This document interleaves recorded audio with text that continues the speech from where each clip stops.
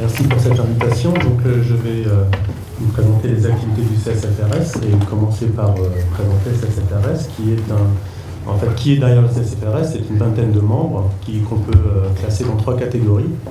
Les ministères, des organismes de formation et de recherche et des entreprises, des grandes entreprises. Donc au niveau des ministères, on a le Premier ministre, la Défense, les Affaires étrangères, la Santé, l'Éducation supérieure et la Recherche, l'énergie, le développement durable et l'écologie. Je pense qu'on va oublié. Au niveau des entreprises, on a EDF, Total, La Poste, RATP, SNCF, Veolia, Airbus, Groupe, Renault et Safran.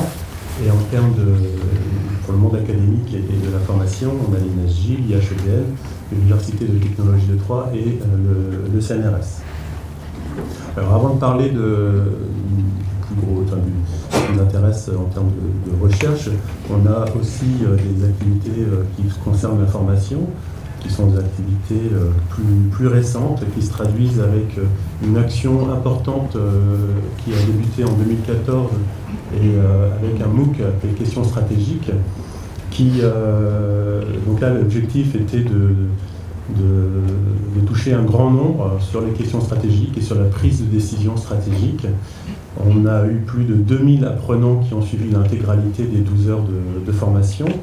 Et lorsque le général Latour, qui pilote ce MOOC, a organisé ces interventions, le choix a été fait de ne pas avoir un intervenant unique, un professeur unique, mais d'avoir une quarantaine d'intervenants qui permettent aussi de présenter au plus grand nombre la diversité de la recherche stratégique française, donc avec les experts des différents think tanks, universités et autres organismes de formation.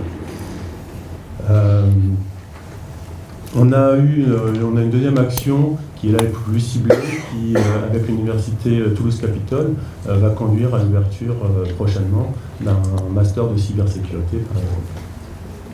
Alors en termes de recherche, la recherche constitue l'essentiel de l'utilisation de nos ressources financières. Et on finance donc des projets de recherche à hauteur de près d'1 million d'euros par année.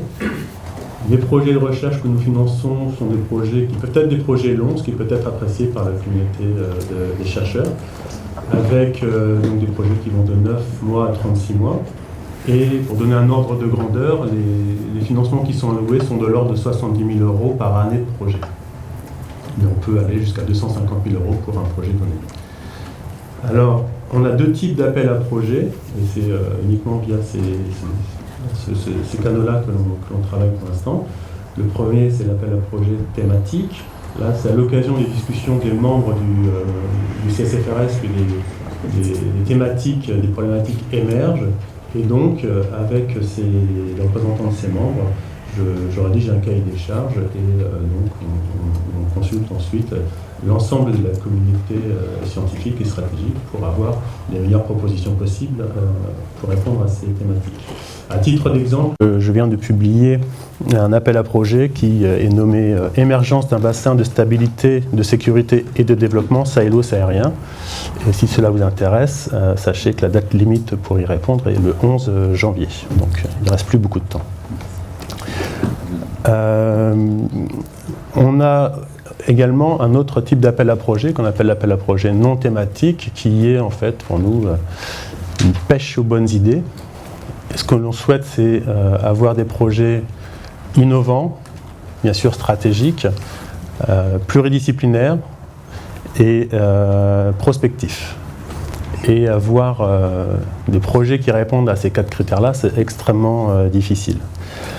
On travaille avec d'abord une première phase qui est une lettre d'intention. Cette lettre d'intention, c'est un moyen pour les chercheurs de nous soumettre leurs idées sans avoir à y consacrer énormément de temps, sinon le projet complet est quand même assez volumineux et chronophage. Donc là, on peut vraiment, les chercheurs peuvent vraiment nous soumettre toutes leurs idées, sachant que la recherche elle-même doit être, si possible, innovante, mais les livrables peuvent être aussi de nature très différente. Et pour l'instant, on reste assez dans le classique, la publication d'articles ou de rapports, etc. Mais si vous avez d'autres idées, n'hésitez pas, parce que nous, on aimerait bien aussi voir émerger d'autres formes de recherche et d'autres formes de livrables. Et là, je vous laisse faire le travail, parce que moi-même, je serais bien en peine de pouvoir être source de propositions, mais l'exemple du master cybersécurité est un bon exemple, parce que c'est parti de là, c'est parti d'un projet de recherche qui, au final, a abouti à la création, ou aboutira à la création d'un master de cybersécurité. Donc ça vous donne une idée de la diversité des choses que vous pouvez proposer. La sélection des projets se fait avec deux paramètres. Le premier, c'est donc l'intérêt des membres pour les projets qui nous sont soumis. Et le second, c'est bien sûr la qualité scientifique des projets. Alors, il y a une évaluation par des experts indépendants. Et toute la première phase du processus se fait avec un anonymat total. Même les membres du CSFRS ne savent pas qui soumet les projets.